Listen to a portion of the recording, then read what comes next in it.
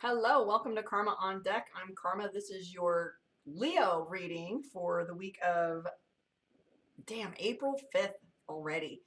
So, April 5th for Leo, let's take a look and see what's going on for you. We just did Cancer. So, let's take a look and see what this energy is looking like for this next upcoming week that you have. Let's go from here. All right, Leo. Leos seem to be pretty popular on my channel. They're the most watched videos that I have, which is fun. All right, here we go. First card of the reading, the Judgment card. So that's stress and tension. Interestingly enough, that was a card that showed up pretty profoundly for Cancer.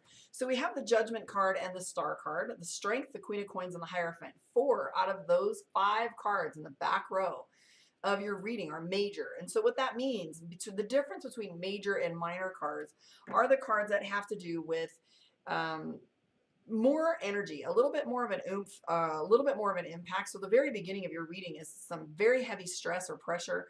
We have the Star card that talks to us about alignment, looking to where we're supposed to be, right? This is looking for hope. We have the Judgment card and the Strength card. So you've heard me been talking about the Strength card quite a bit lately, but the Judgment card, there's a big difference between justice and judgment. Like judgment's a reconciliation of belief, and justice are the consequences. If you look at those a little bit differently, they have kind of similar energy, but the Judgment card also brings a lot of stress. So when I talk about stress with this card, it usually has to do with the fact that you're so the Judgment card is like stress, things coming at you from different directions, etc. The Star card is the card for hope, like looking to the stars, trying to figure things out, get a little clarity. You have the Strength card, which is fun because it's a Leo card. See the Leo symbol? Da-da-da-da. So you have the Leo card, and this has to do with balance. If you notice too, it has the Caduceus, which has to do with health, right? And so balance here. This is making the if you've heard me talk about the Strength card a lot lately, it's about making friends with your past. So what is it that you have in your past? What ability, what past life, what past childhood, what thing has happened to you that's caused you to understand or have perspective a little bit differently? Because, ultimately, like my son and I, for example, we're talking about the level of which we are able to do the jobs that we do. I was a paramedic, right? You guys all know that, 20 years. And when I was a paramedic, there was this ability that I had to be very much, I used to call it the matrix. People would ask me if I was an adrenaline junkie, and I would say, no, it's actually very quiet and peaceful for me, because the crazier things get, the calmer I get, almost like the matrix. It's just like zing. And because of my past, my things that happened in my childhood and whatever, I have this ability to compartmentalize. So I can subtract myself from the equation and get things done. My son is the same way. My stepson, he was saying how living the way he did when his mom was kind of chaotic on all over, he has this different approach and look at things, being an officer, a police officer. And so he had said, I just think it makes me better at what I do. If you got to look at the Strength card as things that you've been through where you've seen a scenario or you've approached something from a certain standpoint, and now you've seen the full spectrum of what it can turn into and how it can be. And so this allows you to have wisdom. And so the Strength card isn't so much, it's like, sometimes it's interpreted as having to have strength for a situation or scenario, but what it really is about having inner strength and wisdom. So out of this little chaotic thing, the Judgment card, where you have some tension, very unlike the Tower, where the tower is falling down, like it's like the tornado or the earthquake or the house burning down. This is just stress in and of itself. We have the Queen of Coins and the Hierophant. The Hierophant's about what drives you. The Hierophant being the card that talks about, like, this is religion, like religion, some religious beliefs, some structural, cultural foundations cause us to believe in a certain way, right? It's impolite to point or touch people in Japan, or just defending like where this comes from, what your cultural beliefs are. So this could also be religion. If you're was raised one religion and you're not anymore, it's like, this is still how I'm wired and I'm used to things being traditional, etc. So if you notice, the Hierophant has a puppet, and it's the things that pull you. Now this doesn't have to be religion, but it's like, it could be anything. Like the marriage is supposed to be, I know people talk about sex all the time. Sex is supposed to be, you're married, it's sacred, and they shame or whatever. It's just the thing that's culturally different, or the thing that you're trying to struggle with how things are supposed to be, right? 8 of Coins being a little bit busy with work, overtime, maybe some extra tasks. I'm seeing 3 of Wands, where you're feeling as if you're backed into a corner and feeling some criticism. If you look here, the 3 of Wands has all these little flames, and he's kind of flying away from it because he wants to get away from the heat. I don't know about you, but I don't like criticism. But you know, my favorite quote is honesty is only brutal when you don't like what you hear. If you don't like what you hear, listen twice. Because the truth is, if they're saying something that makes you uncomfortable, are you triggered? And are you triggered because they're right? Or maybe they're just out of pocket and you're in shock that they could run their mouth on something they know nothing about, right? So you have that Three of Wands, and you also have the Ten of Wands, which is a little bit of anxiety. You have a King of Coins and a Queen of Coins, so you're waffling between changing, going out and getting things, or making things better the way they are. I see you keeping your circle small. Again, money is coming up, how you're working for it and what you're doing with it. Both of those are coming up for you. So interestingly enough, you have the Magician card in your reading, and the Magician card, it's if you want to come to my other social media platforms and see the cards picture in picture and how they relate and correlate, come find me on my YouTube. Sorry, Instagram. I can't do you guys on anything but a tablet.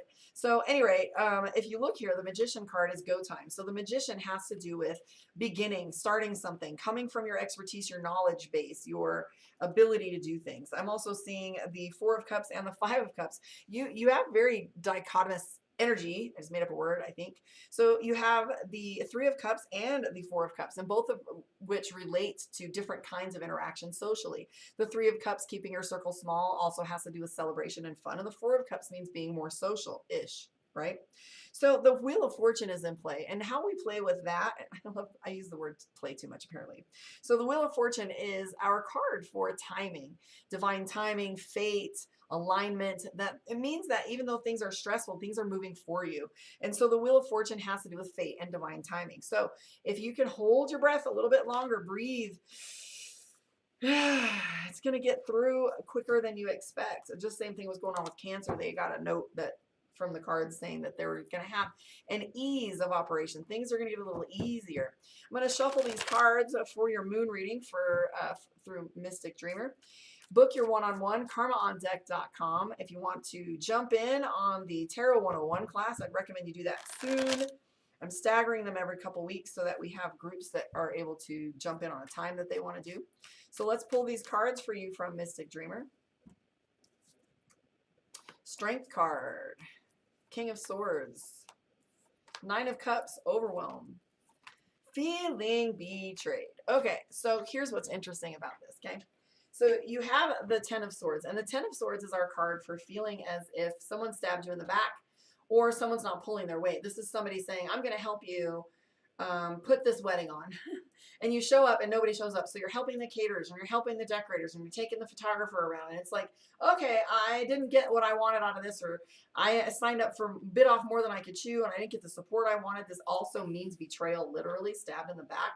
Just an overwhelming situation. So if you've got somebody that you're worried about, wondering if they are really legitimate for you or not, that card's going to tell you they probably are self-serving. I see the Ace of Cups, Ace of Swords, Seven of Cups.